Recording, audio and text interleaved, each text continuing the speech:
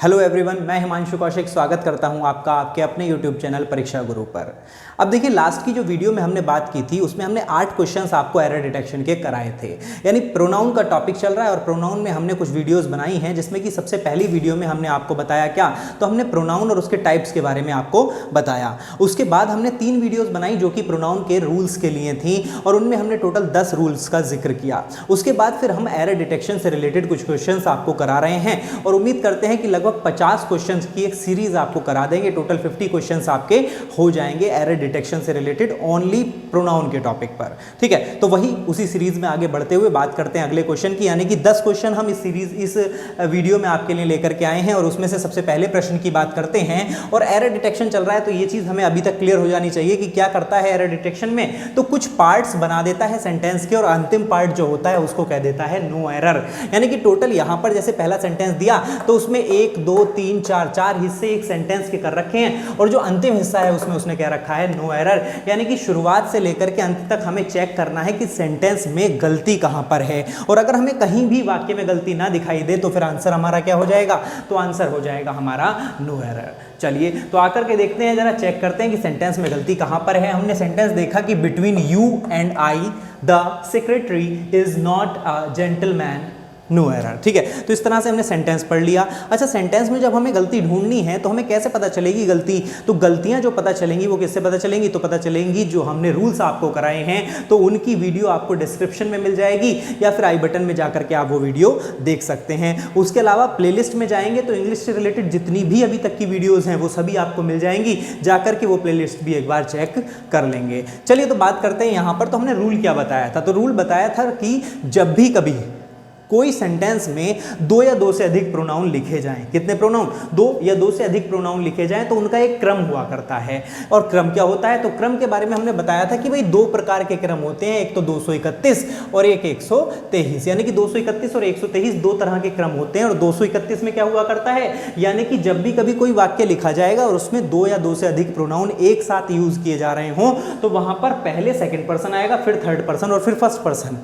और उसका एक एक्सेप्शन था, अपवाद था, और अपवाद ये था कि जब भी कभी ये यूज किए जा रहे हो प्रोनाउन तो ये चीज जरूर ध्यान रखेंगे कि कहीं ये तीनों ही प्रोनाउन या सभी प्रोनाउन प्लूरल तो नहीं है, या अगर प्लूरल ना हो तो कहीं अपनी गलती तो नहीं मान रहे हैं, यानी कि गलती की या पनिशमेंट की तो बात नहीं हो रही है, तो वो चीज चेक कर लेते हैं। तो यहाँ पर तो कोई पनिशमेंट की बात है नहीं और यहाँ पर जो क्रम है वो क्या है, तो 231 का ही तो फॉलो कर रहे हैं। यानी कि ये तो है 2 और ये है 1, यानी कि भैया थर्ड पर्सन दिया नहीं है ना। वो चीज हमने आपको बताई थी कि थर्ड पर्सन ना दे तो कोई दिक्कत नहीं है, फर्स्ट पर्सन ना दे तो कोई दिक्कत नहीं है, लेकिन 2 प्रोनाउन कम से कम होने चाहिए और 2 प्रोनाउन हैं तो 231 का ये फॉलो कर रहा है, यानी कि इस तरह की तो कोई गलती नहीं है। उसके अलावा एक और रूल था और रूल ये था कि जब भी कभी किसी प्रपोजिशन या ट्रांजिटिव वर्ब के बाद कोई भी प्रोनाउन लिखा जाएगा तो वो प्रोनाउन हमेशा किस केस का होना चाहिए, तो हमेशा होना चाहिए ऑब्जेक्टिव केस का। यानी कि जब भी कभी 2 प्रोनाउन कोई भी लिखा जा रहा है और किसी प्रपोजिशन या ट्रांजिटिव वर्ब यानी सकर्मक क्रिया के बाद लिखा जा रहा है तो वो हमेशा किस केस का होना चाहिए, सब्जेक्टिव ना होकर के ऑब्जेक्टिव केस का होना चाहिए। और वही चीज यहां पर हम देखेंगे। तो भैया बिटवीन आ गया और बिटवीन जो हुआ करता है वो क्या है, तो वो प्रपोजिशन है और उसके बाद प्रोनाउन भी आ रहा है, यू आया और आई आया, यानी कि 2 प्रोनाउन आए हैं, एक तो यू आया है और एक आई आया है। अब सब्जेक्टिव और ऑब्जेक्टिव केस को जानने के लिए आपको प्रोनाउन और उसके टाइप्स वाली जो वीडियो है वो जरूर देखनी चाहिए, जिसका डिस्क्रिप्शन में आपको लिंक मिल जाएगा। और उसमें हमने बताया था कि I we you, he she it they, ये जो हुआ करते हैं ये सब्जेक्टिव केस के प्रोनाउन होते हैं। और ऑब्जेक्टिव केस अगर जानना है तो आई का ऑब्जेक्टिव केस हो जाता है मी। ठीक है, तो यानी कि यहां पर कुछ ना कुछ तो गलती है। और गलती क्या है, तो गलती ये हो गई यहां पर कि भैया आई क्यों लगा रखा है, आई तो नहीं लगाना चाहिए था। अच्छा, यू सही है क्या, तो हाँ यू सही है। क्यों, क्योंकि यू का ऑब्जेक्टिव केस भी यू ही हुआ करता है, यानी कि यू में तो कोई दिक्कत नहीं है, लेकिन दिक्कत है यहां पर आई में, और आई नहीं आना चाहिए था, एक्चुअल में आना चाहिए था क्या, मी आना चाहिए था। और यहीं पर हमारी गलती थी, यानी कि हमारा सही आंसर क्या हो जाएगा, तो सेकंड नंबर हमारा सही आंसर हो जाएगा उस रूल के अकॉर्डिंग। क्लियर, यहाँ तक की बात क्लियर हुई। चलिए अब बात करते हैं दूसरे सेंटेंस की, और दूसरा सेंटेंस क्या है, one should do your duty honestly and sincerely, no error. तो देखेंगे सेंटेंस में क्या है कि वन शुड डू, कि एक को यानी प्रत्येक को करनी चाहिए अपनी अपनी ड्यूटी ऑनेस्टली करनी चाहिए और सिंसियरली करनी चाहिए। अच्छा, अब अगर इसमें हम चेक करें तो यहाँ पर वन आ रहा है और यहाँ पर योर आ रहा है, ऑनेस्टली एंड सिंसियरली, यानी कि सेंटेंस में जो एरर है वो किस तरह की है, तो सेंटेंस में वही प्रोनाउन की गलती है। और गलती कहाँ पर है, तो भैया आपकी बार गलती कर दी इसने यहाँ पर। क्यों, क्योंकि हमने जो वो टेबल आपको बनवाई थी ना, I me my we us our you you your he him his she her her it it its they them their, वो वाली टेबल, तो उसमें हमने आपको बताया था कि हर एक चीज का अपना पजेसिव केस हुआ करता है। जैसे आई का पजेसिव होता है माई, वी का पजेसिव होता है अवर, यू का होता है योर, ही का होता है हिज, शी का होता है हर। उसी प्रकार जो शब्द वन हुआ करता है, क्या हुआ करता है शब्द वन, उसका वंस हुआ करता है, क्या हुआ करता है, वंस हुआ करता है उसका पजेसिव। यानी कि जब भी कभी वन का पजेसिव इस्तेमाल करेंगे तो वो वंस लगाया करते हैं, ना कि योर। और यहीं पर गलती थी, यानी कि यहां पर योर नहीं आना चाहिए था, यहां पर तो वंस आना चाहिए था, और वही यहां पर इससे गलती हो गई। यानी कि हमारा सही आंसर क्या है, तो सही आंसर हो जाएगा ऑप्शन नंबर 2, यानी कि दूसरे क्वेश्चन में ही गलती थी और वहीं पर हमें उसको सही करना होगा। ठीक है, तो यहां तक की बात क्लियर हो गई। चलिए चलते हैं तीसरे वाले पोर्शन की तरफ, तीसरा वाला प्रश्न देखते हैं। और तीसरा वाला प्रश्न क्या है कि गुड स्टूडेंट्स यानी अच्छे विद्यार्थी जो हुआ करते हैं, like you and he should study regularly. तो पूरा सेंटेंस हम पढ़ लेंगे और जल्दी से बता देंगे गलती कहां पर है, कमेंट बॉक्स में अपनी बता देंगे कि कहां पे आपको एरर लग रही है सेंटेंस में। तो देखते हैं जरा, जिसको समझ में आ गया हो लिख दिया होगा, और नहीं तो फिर यहां पर देख लेंगे कि गलती कहां पर है, हम बताने जा रहे हैं आपको। तो देखिए सेंटेंस आया गुड स्टूडेंट्स। अच्छा, गुड है, स्टूडेंट्स है, कोई दिक्कत नहीं भाई, यहां तक की को तो बात में कोई गलती है नहीं। आगे आ गया लाइक, लाइक का मतलब जैसे, यू एंड ही यानी कि जैसे तुम और वह हैं। तो क्या कोई गलती आई क्या अभी तक, तो हाँ आ गई गलती। और गलती क्या आ गई कि भैया अभी जो ऊपर वाला रूल बताया था ना आपको कि प्रीपोजिशन और ट्रांजिटिव वर्ब के बाद, अब प्रीपोजिशन तो हमें पता है कौन सी होते हैं, तो यही बिटवीन हो गया, अमंग हो गया, आपके इन हो गया, ऑन हो गया, इनटू हो गया, ये सभी आपके प्रीपोजिशन होते हैं, बाई हो गया, ये सब प्रीपोजिशन हुआ करते हैं। लेकिन ये ट्रांजिटिव वर्ब क्या हुआ करती है, तो ट्रांजिटिव वर्ब कहते हैं किसको, सकर्मक क्रिया को कहते हैं। सकर्मक का मतलब जिसमें कर्म लगा होता है, वही हमारी ट्रांजिटिव वर्ब हुआ करती है। और यहाँ पर ये जो लाइक शब्द है, ये एक तरह से ट्रांजिटिव वर्ब का काम कर रहा है। और चूंकि ट्रांजिटिव वर्ब का काम कर रहा है और हमारा रूल होता है कि ट्रांजिटिव वर्ब के तुरंत बाद अगर प्रोनाउन लगा हो, या तुरंत बाद या बाद में प्रोनाउन लगा हो, तो वो हमेशा किस केस का होना चाहिए, ऑब्जेक्टिव केस का। तो यहां पर यू में तो कोई दिक्कत नहीं, यू तो सब्जेक्टिव और ऑब्जेक्टिव एक ही बात है, लेकिन ही में दिक्कत है और ही नहीं होना चाहिए था। क्यों, क्योंकि ही का ऑब्जेक्टिव केस हुआ करता है हिम, और वही यहां पर आना चाहिए था, यानी कि ही ना होकर के यहां पर हिम होना चाहिए था, यही इसमें गलती हो गई। तो यहां तक की बात क्लियर समझ में आ गई होगी सभी को। चलिए बात करते हैं अगले की। तो 3 सेंटेंस हमने समझे और तीनों में दूसरे वाले वाक्य में गलती थी, तो उसी तरह से हमने उसको पहचान लिया। क्लियर। अब देखिए बात करते हैं अगले सेंटेंस की। अगला सेंटेंस बड़ा ध्यान से देखेंगे, छोटा सा वाक्य है, हर एक में तो 5-5 है, इसमें सिर्फ 4 ही आपके दिए गए हैं ऑप्शन आपको। तो देखिए यहां पर सेंटेंस आ गया, you he and I are in the wrong. तो यू ही एंड आई, अब देखो जैसे हमने फर्स्ट वाले सेंटेंस में किया था ना कि जब भी कभी 2 या 2 से अधिक प्रोनाउन दिखें तो सबसे पहले तो वही 231 123 को चेक करेंगे और उसके बाद फिर चेक करेंगे ये बिटवीन वाला रूल। तो यहां पर सबसे पहले तो वही 231 123 चेक कर लो। तो हमने देखा 231, यानी कि यू कौन से पर्सन का प्रोनाउन होता है, तो सेकंड पर्सन का, थर्ड पर्सन का ही होता है और फर्स्ट पर्सन का आई हुआ करता है। क्लियर। इसको समझने का हमने तरीका भी बता दिया था आपको, यानी रटने की जरूरत नहीं है, आपको पता होना चाहिए। यानी कि फर्स्ट पर्सन वो होता है जो बोलने वाला है, सेकंड पर्सन वो जो सुनने वाला है, और थर्ड पर्सन वो जिसके बारे में बात हो रही है। जैसे यहां पर बोलने वाला मैं, तो मुझे कहते हैं क्या इंग्लिश में, आई कह देते हैं। वैसे सुनने वाले आप, तो आपको क्या कह देते हैं, यू कह देते हैं। और जिसके बारे में बात हो रही है उसी को हम क्या कह देते हैं, ही शी इट दे कह दिया करते हैं। क्लियर। तो यहां तक की बात सभी को क्लियर हो गई होगी। तो देखिएगा तो इसमें गलती क्या हुई, तो भैया ये तो 231 आ रहा है, भाई तो सही तो है। यानी कि पहले हमने बताया ना कि 231 और 123, यानी कि 231 तो है, फिर 123 को भी तो चेक कर लो। यानी 231 तो चलो ठीक है, सही है, हमने समझ ली बात को। लेकिन हो सकता है कहीं इसमें 123 आना हो, और 123 आने के लिए जो 2 कंडीशन थी वो ये थी कि या तो सभी प्रोनाउन प्लूरल हों। तो क्या सभी प्रोनाउन प्लूरल हैं, तो नहीं भैया। यू तो चलो कुछ भी हो सकता है, सिंगुलर प्लूरल एक ही बात है। यू में ही ही का प्लूरल दे होता है तो ये तो बात गलत हो गई। आई का प्लूरल माई वी होता है वो भी गलत बात हो गई, यानी वो वाला कंडीशन तो है नहीं इसमें, यानी अभी तक तो बात सही जा रही है। फिर अगली दूसरी जो कंडीशन है उसको चेक कर लेते हैं, यानी अपनी गलती मान रहे हो, यानी कि किसी भी चीज में गलत हो या पनिशमेंट मिल रही हो ऐसी कोई बात हो, और ये चीज तो वही दर्शा रही है क्या कि क्या कह रहा है कि you he and I are in the wrong, यानी कि हम तीनों किसमें हैं, यानी गलती में हैं, तो गलती की बात हो रही है, यानी कि बात गलत है। 231 नहीं आना चाहिए था, क्या आना चाहिए था, 123 आना चाहिए था, और वही गलती हो गई, यानी पहले आई आना चाहिए था, फिर यू आना चाहिए था, और फिर ही आना चाहिए था। यानी ये चीज क्लियर रखें कि जब भी गलती अपनानी हो ना तो सबसे पहले अपनी अपनाएं, फिर दूसरे की बात करें, है ना। गलते भले ही हमें उल्टा है हमेशा, लेकिन करना ऐसे ही चाहिए। अब देखो एक और चीज निकल के आती है कि स्टूडेंट सोचता है कि भैया चलो यहाँ पर तो गलती थी, लेकिन सर यहाँ पर भी तो गलत है। क्यों गलत है, क्योंकि यहाँ पर सर आई आ रहा था बाद में, और आई के हिसाब से तो एम आना चाहिए, जबकि यहाँ पर आर लगा रखा है, तो आई आर क्यों आएगा, तो आर ही आएगा। क्यों आएगा आर, क्योंकि भैया ये सोचो कि 1 2 3 कितने लोग हैं, 3 लोग हैं, और चूंकि लोग 3 हैं इसीलिए हमारा सब्जेक्ट कैसा बन गया, प्लूरल, और प्लूरल सब्जेक्ट के साथ वर्ब कैसी आती है, तो प्लूरल आती है। यानी कि गलती एक्चुअल में थी कहाँ पर, तो पहले ही वाक्य में गलती थी, और जब पहले वाक्य में गलती थी तो हमने वहीं पर टिक लगा दिया, यानी कि हमारा ऑप्शन नंबर कौन सा सही हो गया, पहला वाला। क्लियर, आई बात यहां तक की समझ में। तो चलिए अगली बात करते हैं अब, और अगला सेंटेंस देखेंगे, 5वां सेंटेंस, बड़ा अच्छा सा सेंटेंस लग रहा है। नीदर आ गया शुरुआत में ही, और नीदर, ईदर, एनीवन, नन, इन सबके हमने रूल बताए थे कि नीदर आया करता है 2 के लिए, ईदर आया करता है 2 के लिए, एनीवन और नन आया करते हैं 2 से अधिक के लिए। अब यहां पर देखो क्या 2 की बात हो रही है, तो नीदर ऑफ द बॉयज, तो देखो इस बात से कोई मतलब नहीं है कि नंबर दे या ना दे, यानी आइदर दे रहा है तो जरूरी नहीं कि वो 2 लिखा हुआ दे आगे, भैया ना भी दे, लेकिन फिर भी बात हो रही होगी कितनों की, सिर्फ 2 की। ऐसी एनीवन और नन देगा तो 2 दे, 3 दे, 4 दे, उससे मतलब नहीं है, यानी कि बात हमेशा होगी किसकी, तो 2 से अधिक की ही बात होगी। तो यहां पर नीदर की बात हो रही है, यानी कि 2 की बात हो रही है, neither of the boys, neither of the boys, तो ठीक है कोई दिक्कत नहीं। हैज सबमिटेड दियर रिकॉर्ड्स, अब देखो गलती पता चल गई, तो गलती कहां पे है, गलती पता चल गई हो तो तुरंत लिख देंगे, अपने कमेंट बॉक्स में बता देंगे गलती कहां पे है। तो जरा देख लेते हैं, neither of the boys, neither का मतलब 2 में से कोई नहीं, of the boys has, has आया, सही है क्या हैज,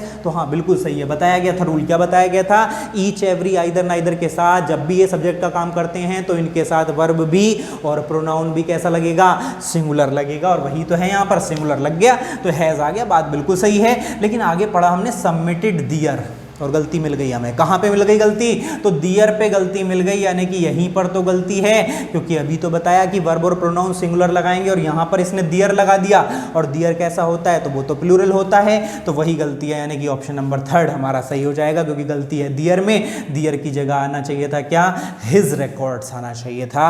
बात समझ में आई, तो यहाँ तक का क्लियर हो गया है। चलिए चलते हैं अगले सेंटेंस की तरफ, और अगला सेंटेंस बहुत ही अच्छा सा सेंटेंस है, क्या कि she availed of the opportunity, avail किसको कहते हैं, तो भुनाने को, यानी कि कोई भी हमें अपॉर्चुनिटी मिली तो उसको हम अगर खुला लें, यानी कि उसको हम अगर यूज कर लें, यूटिलाइज कर लें अपने बेहतरी के लिए, तो उसी को कह देते हैं अवेल। और अवेल जो शब्द था वो कहीं पढ़ा था क्या, तो पढ़ा था, रूल में पढ़ा था, और रूल जो हमने कराए थे पिछली वीडियोज में उनको देख लेंगे जाकर के, डिस्क्रिप्शन में आपको उनका लिंक मिल जाएगा, वो अच्छे से याद कर लेंगे, हमने लिख कर भी दिए हैं आपको, यानी कि वीडियो में आपको सिर्फ बताया नहीं है, आपको लिखा हुआ भी आ जाएगा नीचे, तो उसी तरह से उसको देख लेंगे ध्यान से। तो यहां पर हमने बताया था रूल में बताया था क्या कि अवेल जो शब्द हुआ करता है वो एक ऐसा शब्द है जिसके बाद रिफ्लेक्सिव प्रोनाउन का प्रयोग जरूर किया जाता है, और वही गलती यहां पर इससे हो गई कि भैया she availed of the opportunity, और कहीं भी इसने रिफ्लेक्सिव प्रोनाउन लगाया ही नहीं, तो लगाना चाहिए था, और लगाना कहां चाहिए था, तो लगाना चाहिए था इस वर्ब के बाद,